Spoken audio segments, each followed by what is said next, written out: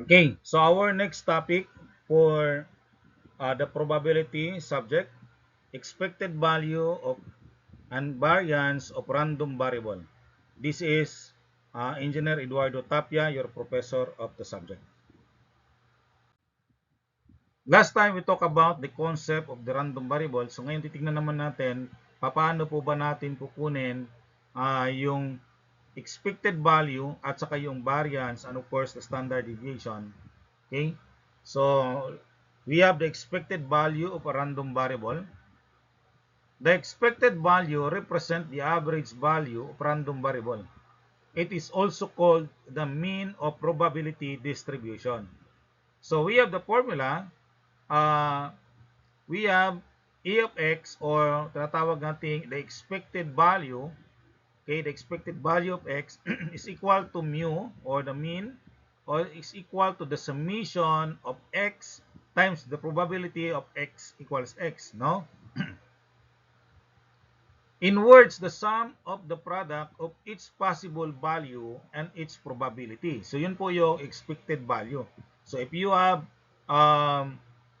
tawagan the possible value of the variable, okay, ang random variable, and ano yung probability, multiply natin, kukuha natin yung sum noon, yun po yung expected value.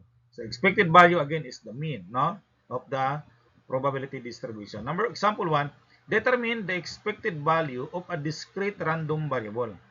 Okay, now we have here the random variable, ang kanyang points, ang ating pong number ay 0, 1, 2, 3. Okay, yun po yung x natin.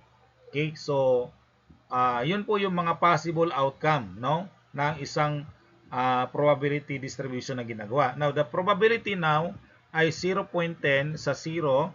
Okay, when x is 0, ang kanyang probability ay 0.10. Sa x is 1, ang probability niya ay 0.30. Sa x is 2, ang probability nun ay 0.40. Sa 3 naman, ang probability ay 0.20. Okay. So, solution, we have now the expected value is equal to mu or is equal to the summation of x times the probability of x. Okay. So, let's start with 0. So, 0 times 0.10, so 0. 1 times 0.30, so 1 times 0.30.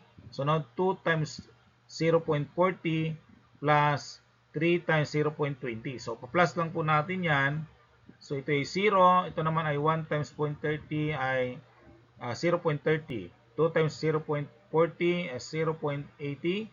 3 times 0.20 ay 0.60. So kapag i-plus po natin lahat to, ang expected value natin ay 1.70. So this is our answer. That's the expected value.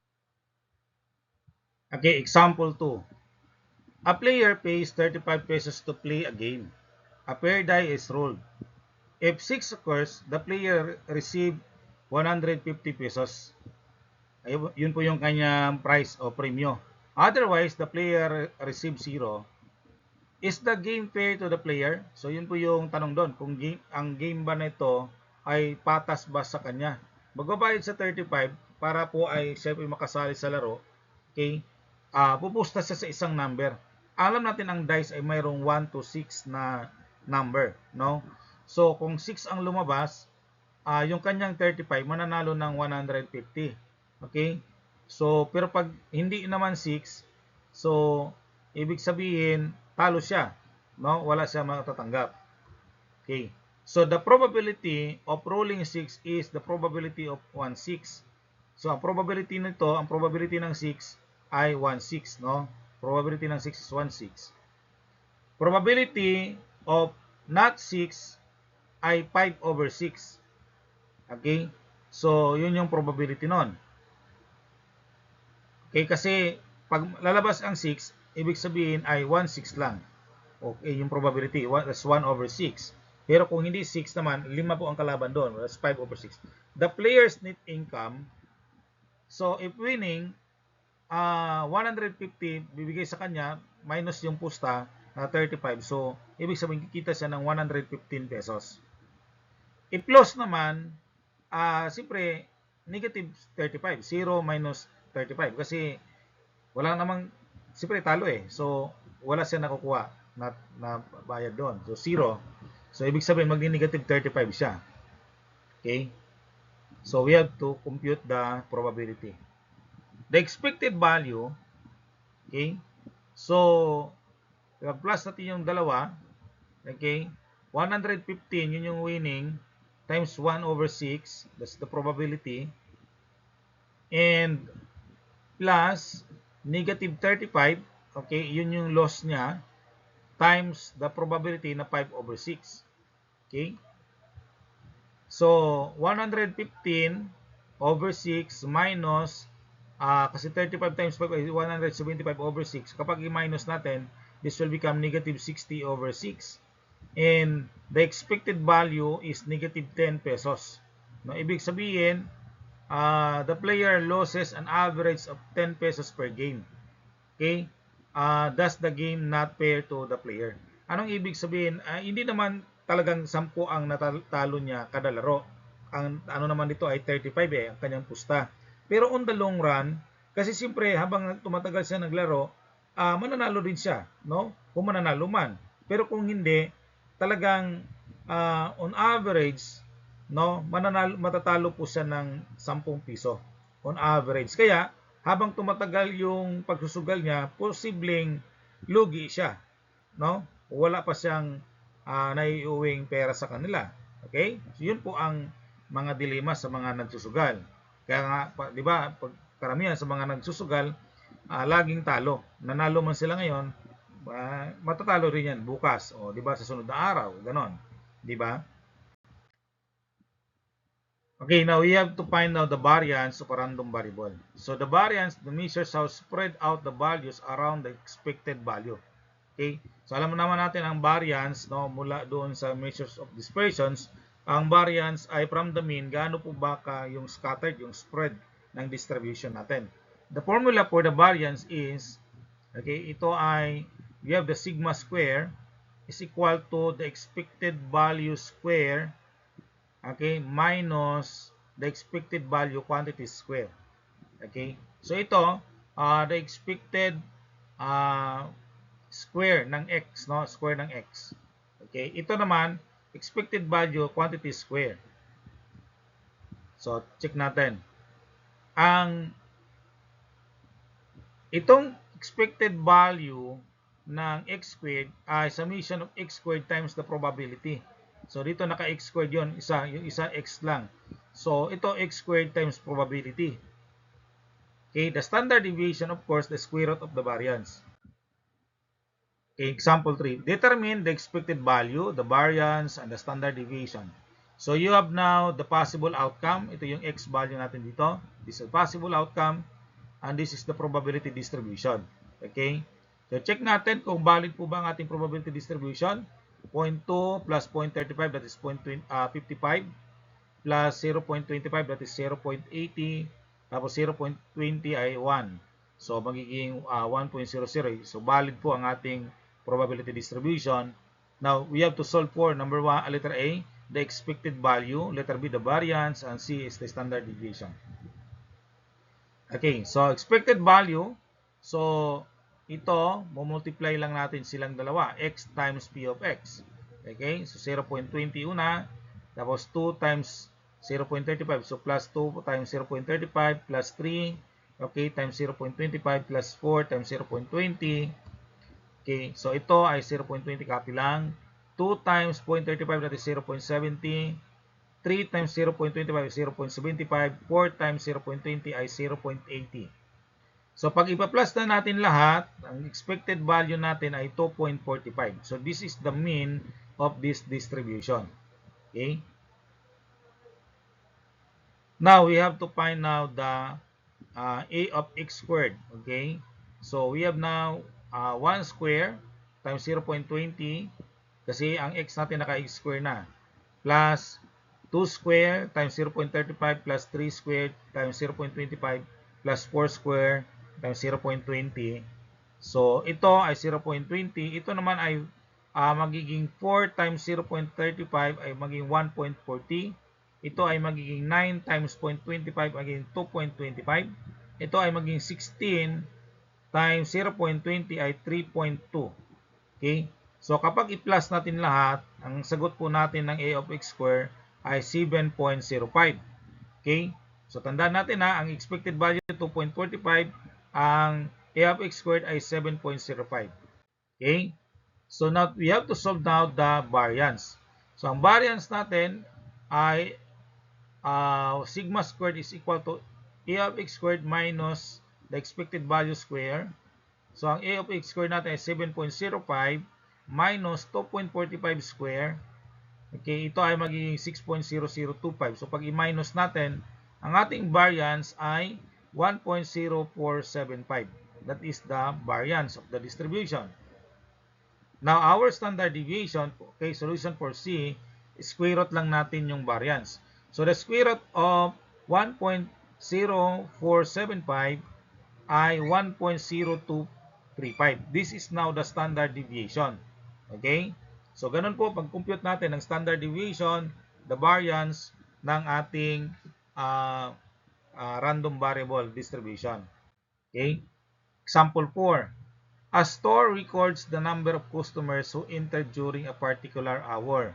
Determine the expected value, the variance, and the standard deviation. Okay, again, we have now the sample outcome. So, malamang sa isang oras, pwedeng wala namang taong pumasok. Diba? Kasi, pwedeng walang bumili, no? walang pumasok doon. And the probability is 0.15. Mayroong isang pumasok, so 0.23. May dalawa, 0.17. May tatlo, 0.25. May apat, 0.20. So, this is the probability distribution, no?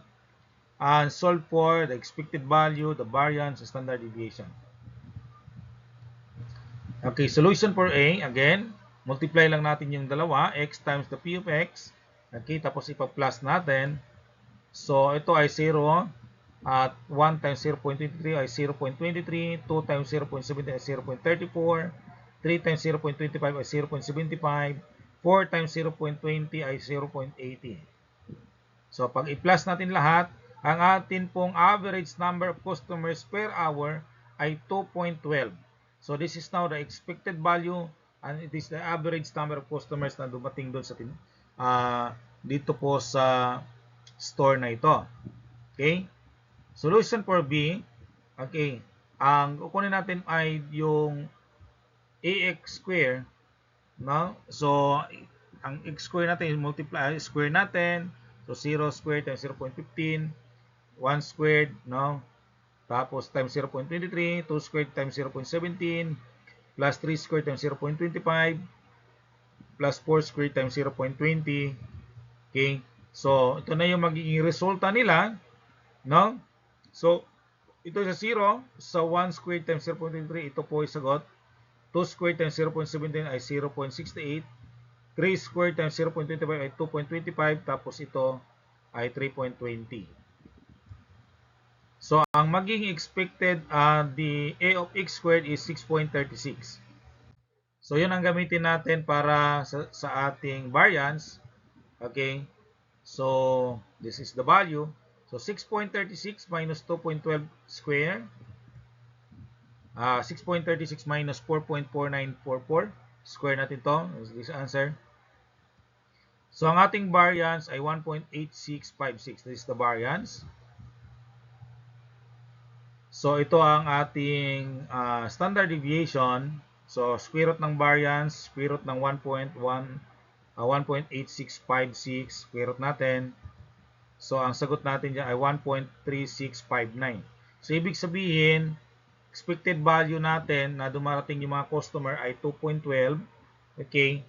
Tapos, mayroon tayong standard deviation na 1.3659. Pag sinabi natin standard deviation, that is plus minus to the mean. Okay? Plus minus to the mean. Okay? So, the store expect 2.12 customers with a standard deviation of 1.3659. So, pwedeng lumampas na pag 2.12 plus 1.3659. So, maging more than 3 or almost 4. Okay?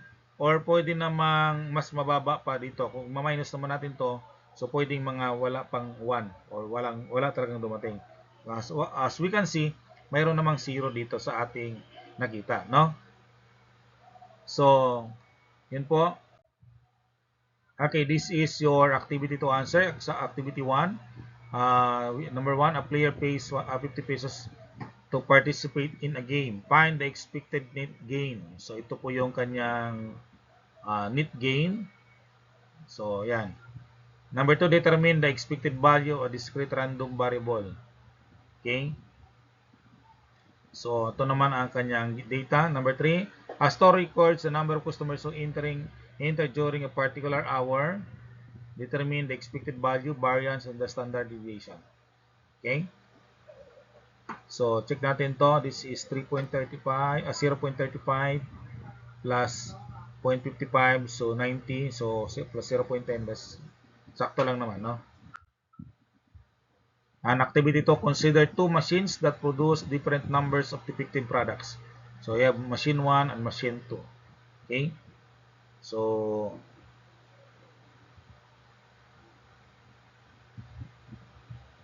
which machine performed better? Explain your answer. Alright. Thank you very much for watching. I hope you learned from this lesson. Thank you very much for watching and listening from this YouTube channel. I hope you learn a lot from the video lessons that you watch. Please don't forget to like, share, and subscribe to this YouTube channel, Matuto Dapat. Maraming salamat at pagpalain kayo ng ating Diyos.